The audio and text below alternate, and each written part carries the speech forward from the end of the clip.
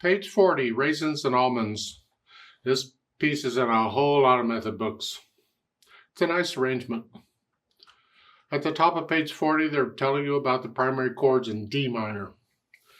Just understand primary chords are primary chords. It doesn't matter what the key is. They all work the same way. The numbers are the 1, the 4, and the 5, or the 5, 7, either one.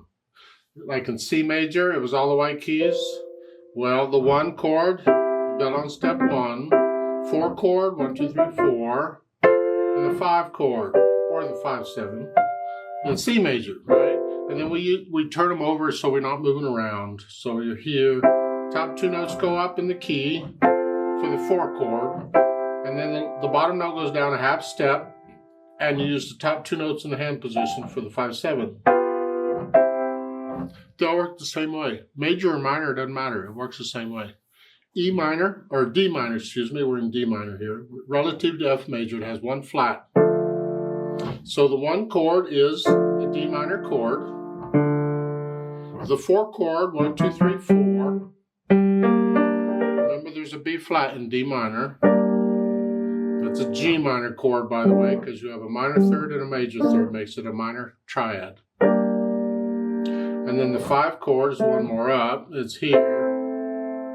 Except if we use harmonic minor, we're going to use the C sharp. So it could be here or here, depending on which minor you're using. And then if we add the 7th, so it's here. I'm going to use the harmonic minor. I'm going to use C sharp. And that's the 5, 7 chord. And then we just rearrange them so we're not moving around. We're here. The top 2 notes go up for the 4 chord, and you go up in the key. Remember, this is a B flat here, so it's got to go to here. That's the 1, 4, 1. How you finger it, that's up to you and the size of your hand. And then for the 5, 7, again, the bottom note goes down a half step. And use the top 2 notes in the position. So it's here. Now that's harmonic minor. If you're using natural minor, use the C natural. It doesn't sound quite as nice, so I use harmonic. They all work the same way. No matter what the key is, they all work the same way. And you'll get used to seeing them because it's easier in music if you can recognize these chords as chords, one thing, rather than individual notes. Let's look at this Raisins thing. It's a little over a page long, treble bass clef, 1 flat in the key signature. We already know we're in the key of D minor. Do the scale for D minor and F major. 3/4 time signature, right hand first. So we have 2 beat pickup. We're coming in on beat 2. If you look at the bottom of page 41, you see 1 beat in that measure. That's beat 1. And this is 2. We're 1. So it's 2, 3. 1, 2, 3. 1 and 2 and 3. That's so much for that. Let's go over to page 41, second line, on the 3rd measure down. 3rd measure over. 2nd line down, 3rd measure over. You'll figure it out. It's here. Then I'm just going to cross over for 1 note. It's like the scale. Here. So it's 1 and 2 and 3. C sharp. We're using harmonic minor. Now going on in the 3rd line down, they want the 2 again. I'd rather not. I don't want to do that. I want a fingering that lets me connect the notes if I can get it. So what I'm going to do is make a couple minor changes here. At the beginning of that line, this 3rd line on page 41. Here, instead of 2nd finger, I'm going to reach down and use 3rd. This way, I'm a little closer to that E, and I'm going to use thumb on the E here rather than 2nd, and then come down and use 3rd. Now I'm in position again. Now you can, rather than using 3, you can go ahead and use 2 if you want, but it makes reaching down to the thumb a little farther. It's reaching here, here. But I'm going to use thumb in the 4th measure on the E, not 2nd. And then 3 here. It's just I came down with 3 because it made it easier to reach the thumb. 4th line down, you're here. We want 2nd. That's a stretch. But there's 2 A's in that measure. In the third measure, there's 2 A's. So I'm going to use a 3 and then a 2. I'm going to use the repeated notes to change positions. I could use a 4 and then a 2. But I need a 2 on the quarter note on that A. So which finger you use for the half note's up to you. Just whatever it is to put a 2 here and then here. Now going on to the last line, you're in this position at the end of the 4th line, and then for the last line, they want you here. Yuck. I'd rather not, thank you very much. So what I'm going to do is just stay here. 3, 1, and I'm in position. This type of thing, you get this motion in scales. So if you can do it, that should be easy enough for you. So I'm going to do a 5, 3, 1 to start that last line off.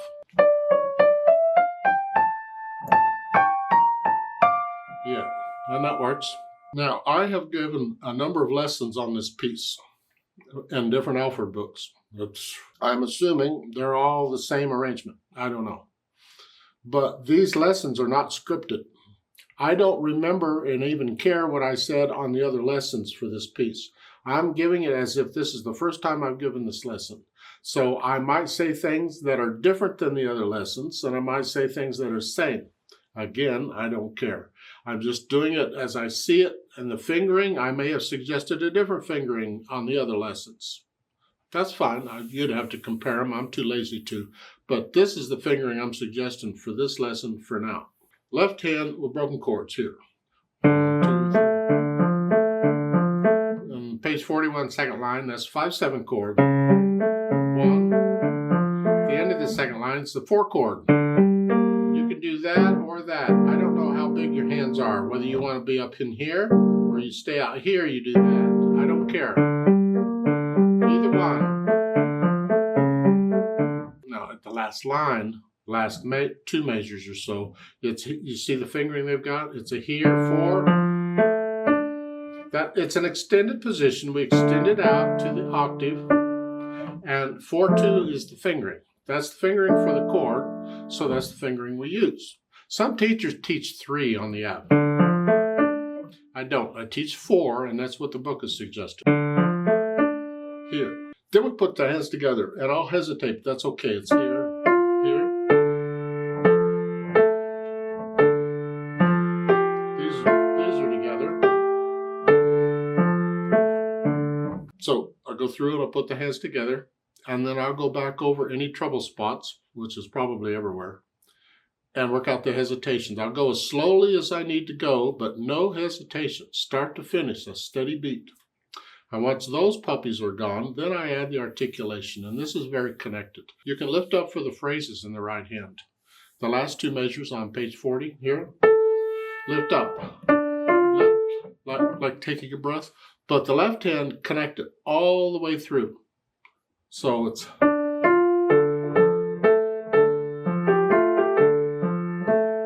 So I'm lifting up here, I'm connecting that. And I'm going to do that all the way through. I'm going to lift up for the phrasing in the right hand.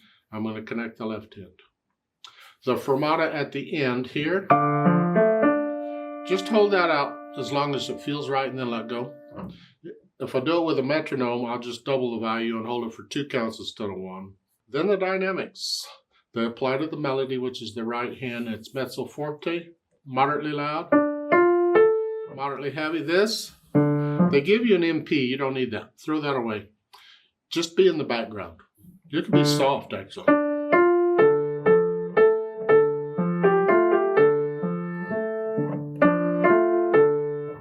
Until you get to the second line on page 41. The last measure, or the last 2 measures, the 8th notes.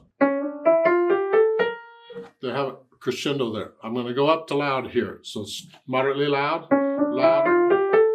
It's like each beat just got a hair louder. The left hand stays out of the way.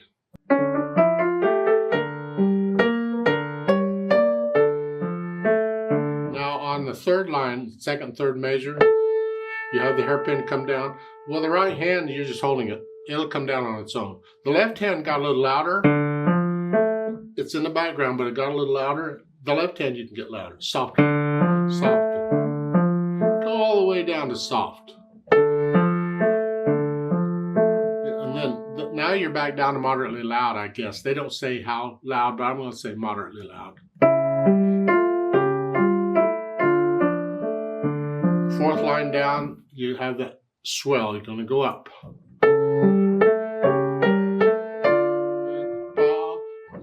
Stay moderately loud and not just a hair louder, a little louder, loud. The left hand stays out of the way. And then the last line is soft all of a sudden.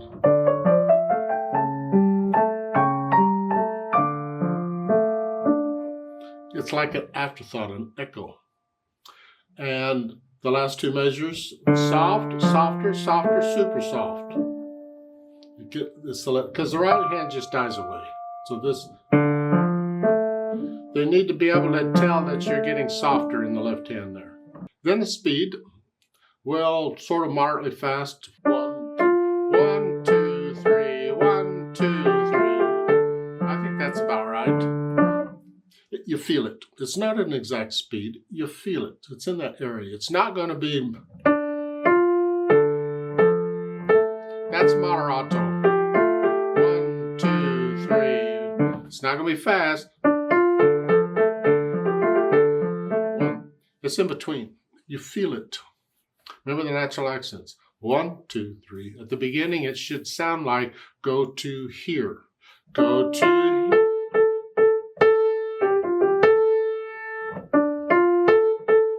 Feel that. 1, 2, 3. Now on top of all that, they've added pedal. Interesting, because you don't need pedal. You do it just fine without. So why are they adding pedal? And the answer is, I have no idea. In my opinion, it messes it up. However, we'll give it a chance and try it just the way it's written. But you got to listen carefully. Do you really like that sound? See, this is one of the reasons we learn to play a piece without pedal, so we can hear what it sounds like. So when we add pedal, we know more like what changes the pedal is making. Pedal, just like they're doing, it's the overlapping pedal. Now, it looks like they're changing it pretty much with every measure. Not quite, but almost.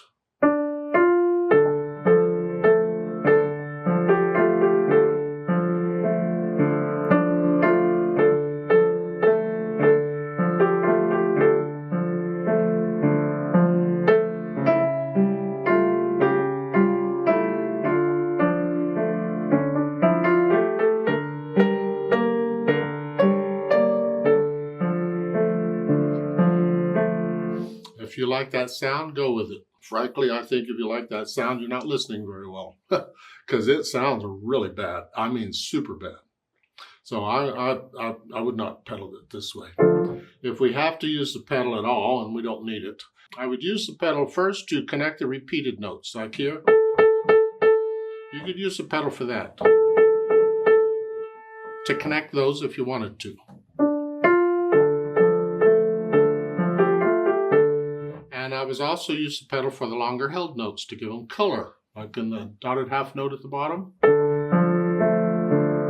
I would color those. And I think that's about all I would use it for. Now at the end, the last two measures, this, you can pedal all of that here. However, you're wanting to die away and you keep adding more notes. So one thing you can do to get away from that is change the pedal on the last beat. Because that gets rid of all the other notes. It makes it a little softer. So I think that's what I will do. I will pedal the repeated notes, or I will pedal the longer held notes, and that's it. So at the beginning of this, pedal and keep it down, and right as I play the G, the 8th note, I lift it up. Pedal that, and that now pedal, and the last measure I lift it up with the right hand so I can hear the phrasing.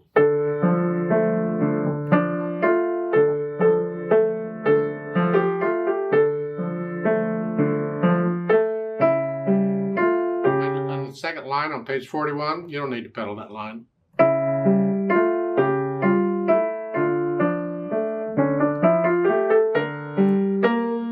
If you want to connect them at the end of the line, you got to pedal that.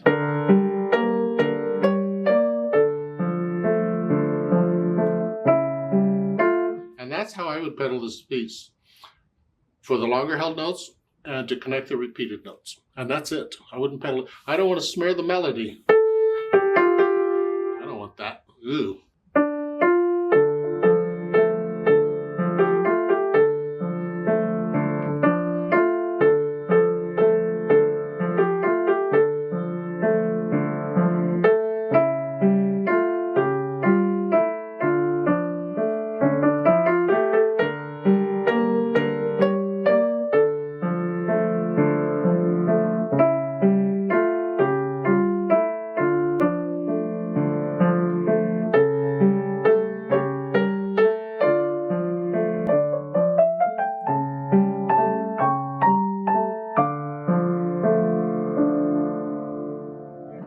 I feel a little retard at the end. I slowed down. And I'm lifting to make sure I can hear all the phrasing, so I'm not pedaling through any of the phrases. I think that sounds much cleaner and nicer than just pedaling it all the way through. Let's play this together slowly and check the notes and the rhythms. And I'm not going to do the dynamics. We're not performing it, just notes and rhythms, but I will pedal it like I suggested so you can see it again. I'll give us 4 counts because we come in on beat 2. So I'm going to give us a full 3 counts plus 1 more so we can come in on beat 2. Yeah, whatever. 1, 2, 3, go.